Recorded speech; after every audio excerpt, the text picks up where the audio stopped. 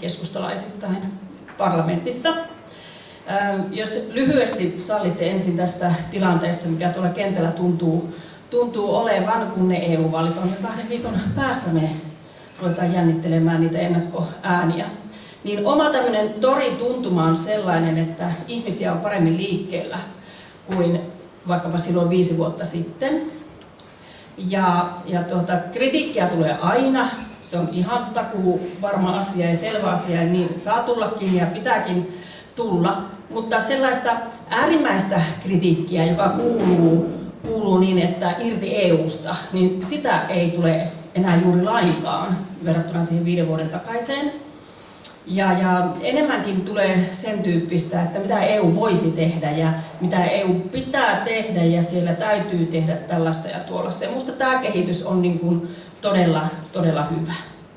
Ja ajattelen tietysti, että se johtuu siitä, että turvallisuus- tai turvattomuustilanne on muuttunut niin totaalisesti, maailma on muuttunut näiden 5 vuoden aikana aika lailla, että se on tuonut ymmärrystä siitä, että kuinka on tärkeää kuulua johonkin tällaiseen isompaan yhteisöön. NATO-neuvottelut varmasti myöskin avasivat jonkinlaisia lukkoja ikään kuin tämmöisestä kansainvälisestä toiminnasta ja yhteisyydestä.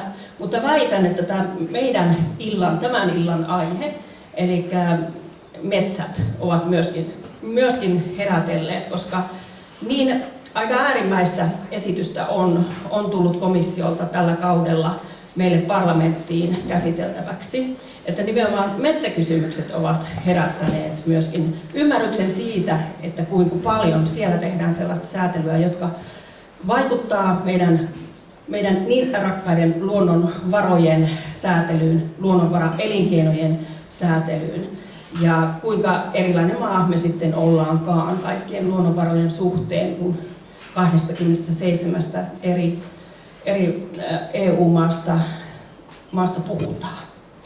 Varmaan äärimmäisin näistä nyt sitten on, tai semmoinen ikään kuin kuuluisin näistä on ennallistamisasetus, jossa itsekin sain toimia siinä parlamenttivaiheessa, valiokuntavaiheessa ainoana pohjoismaalaisena neuvottelijana. Ja siinä kohtaa tietysti, kun se oli hyvin laaja, siihen kuuluu metsät, maatalousekosysteemit, vedet ja kaupunkien viherryttäminen, niin nämä maat ja metsät tulivat hyvin luontevasti niin kuin meikäläisen pöydälle. Ja niinhän vaikea tämä asetus oli, että se jäi sitten lopulta pöydälle ja tulee sitten jatkumaan myös niin kuin ensi kaudella. Ensi kaudella tullaan jatkamaan sitten neuvotteluja siitä. Metsät käsitteenä on tuolla hyvin erilainen. Me ollaan täällä Suomessa totuttu siihen, että on maa- ja metsätalousministeriö ja on maa- ja metsätalousvaliokunta. Maa- ja metsätalous kuuluu aivan niin kuin erottamattomana melkein yhteen. Maatalouden yhteydessä on aina ollut se metsätalous ja siitä tämä rakenne Suomessa, mikä on hyvin erilainen. Kun taas sitten tuolla monissa muissa jäsenmaissa niin ei ole suinkaan tämmöistä maa- ja metsätaloutta, vaan on monesti niin kuin maatalous ja sitten vaikka ruokapolitiikka jotenkin samassa ministeriössä. Ja samoin tuolla parlamentissa, niin itsekin olen maatalouden ja maaseudun kehittämisen valiokunnassa, mutta metsätalous on siellä niin kuin ripoteltu kaikkeen mahdolliseen. Se on tämmöinen poikkileikkaava, joka ei kuulu sinänsä mihinkään.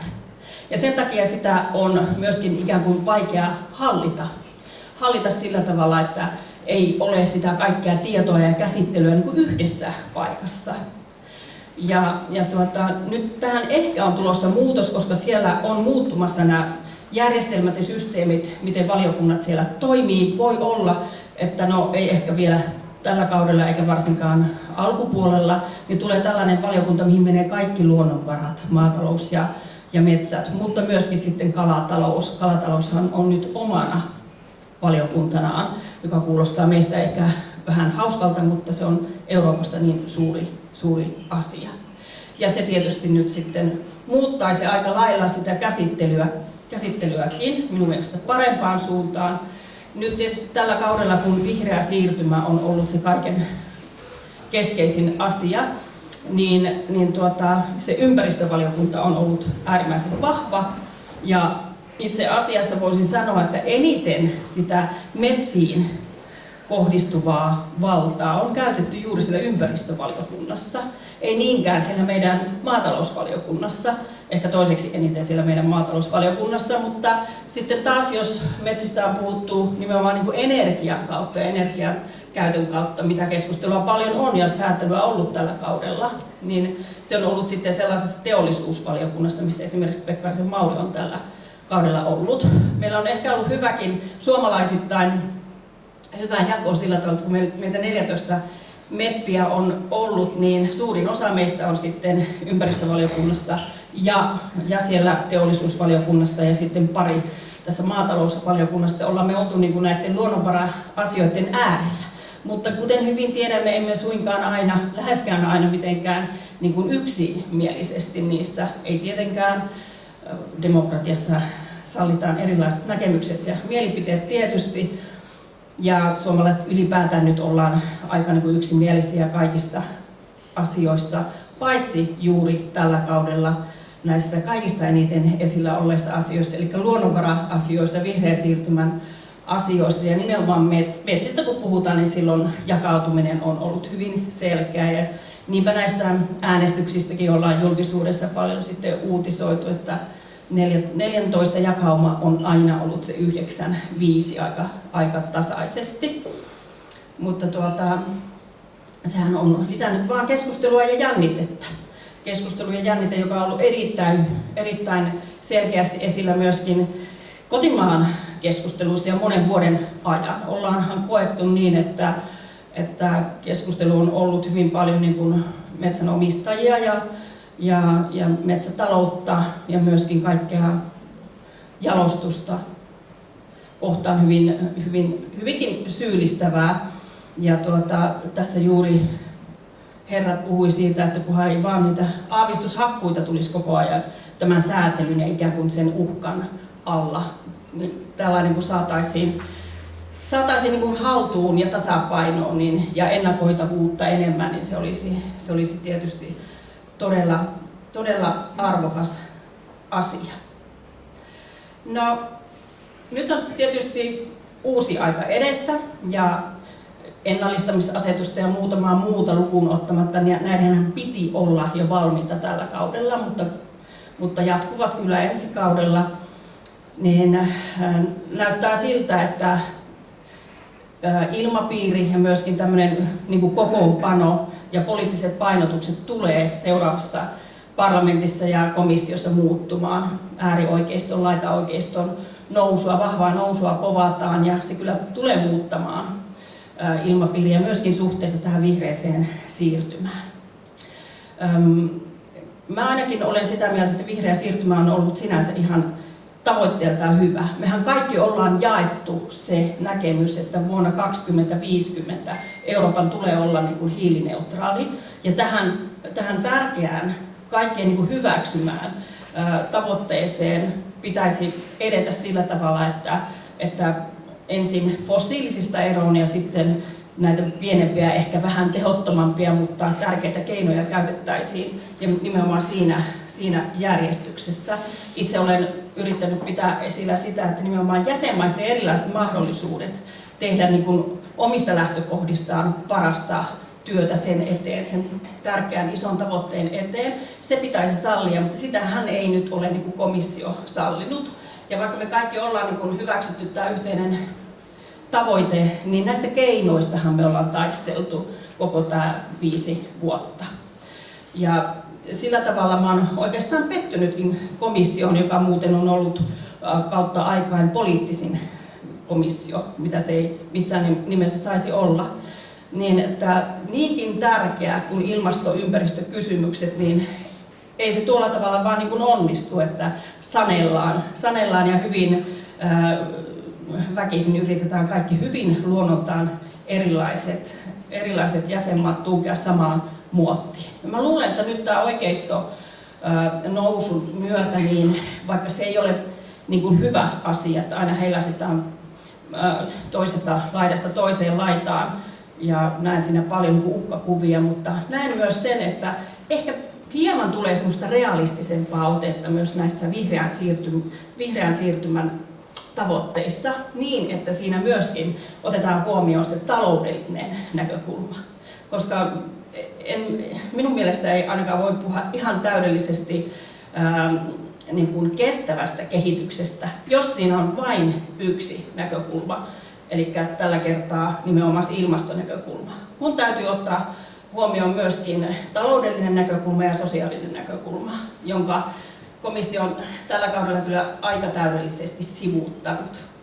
Ja oikeastaan tässä on se ongelmavyyhti, jonka ympärillä ollaan pyöritty koko tämä kausi.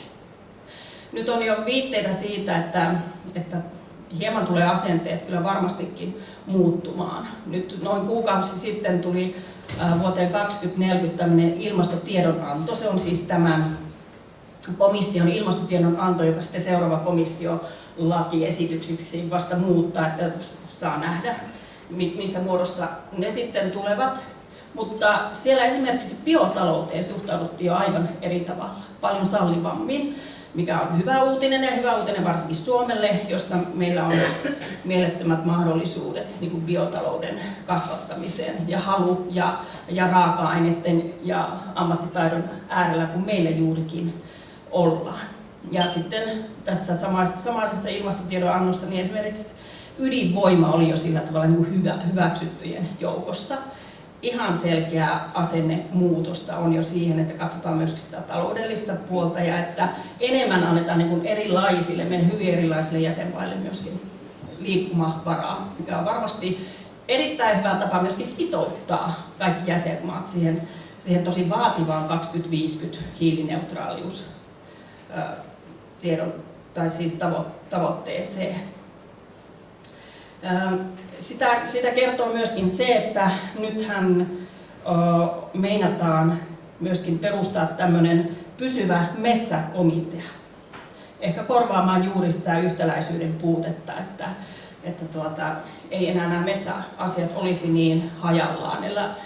Eli ollaan huomattu se, että kun puhutaan esimerkiksi hiilinieluista ja hiilivarastoista, niin eurooppalaisissa metsissä niitä hyvin paljon on. No kaiken kaikkiaan nyt, kun ollaan puhuttu paljon hiilen sidonnasta, niin katseethan on aika lailla kääntyneet sitten kohti Suomea, koska tietysti meillä nämä suurimmat metsävarat on.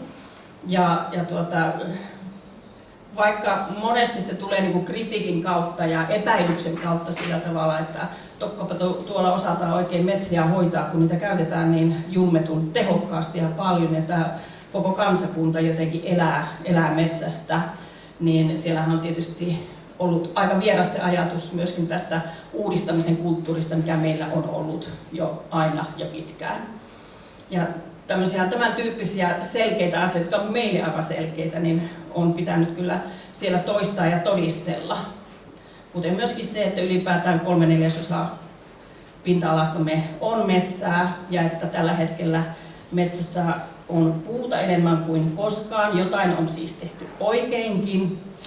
Ja että yksi semmoinen outous tai ihmeellisyys on se, että suurin osa metsistämme on yli 600 000 yksityismetsän omistajan omistuksessa.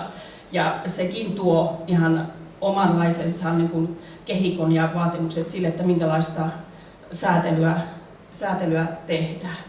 Mutta semmoista kritiikistä ja vastakkainasettelusta huolimatta, niin kyllähän meitä myös arvostetaan siellä metsämaana. Että kyllä monesti niin kun naapurit tulee kysymään sitä, että no miten tästä pitäisi ajatella, että miten me nyt äänestetään. Niin kyllä heitä on ollut sillä tavalla helppo myös opastaa näissä asioissa, mutta kyllähän me ollaan niin kuin vähemmistönä kuitenkin, että tämmöisiä metsäisiä ja metsiä ymmärtäviä maita on vain Suomi, Ruotsi, Itävalta, Slovenia ja Saksa jossain määrin, mutta oikeastaan ruotsalaisten kanssa me eniten metsäasioissa tehdään yhteistyötä. On tietysti hurja määrä tällä kaudella tullut metsiin liittyvää säätelyä. Ja sehän on vallan kummallista, kun niin kuin alussakin sanottiin, niin eihän se pitäisi edes kuulua Euroopan metsäpolitiikkaan.